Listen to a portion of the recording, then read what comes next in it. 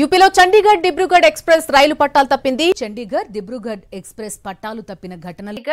Dibrugarh express రైలు పట్టాలు తప్పింది. ఉత్తరప్రదేశ్లోని గోండా జిల్లాలో చండీగఢ్ దిబ్రూగఢ్ ఎక్స్ప్రెస్ ట్రైన్ పట్టాలైతే తప్పింది.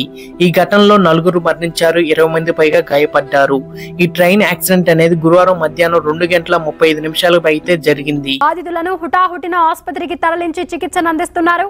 ప్రమాదానికి గురైన ట్రైన్ ఉదయం 11:30 చండీగఢ్ స్టేషన్ నుంచి అస్సాంలోని దిబ్రూగఢ్ కి అయితే బయలుదేరింది. గురువారం మధ్యాహ్నం ఉత్తరప్రదేశ్ లోని జులాహర్ రైల్వే స్టేషన్ దగ్గర నియర్ గా ఈ సంఘటన అయితే చోటు చేసుకునింది.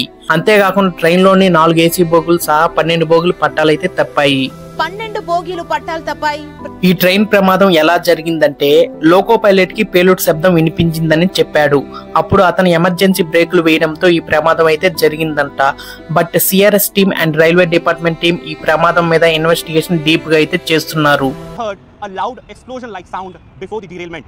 This led to him applying emergency brakes, possibly because of which this accident has happened.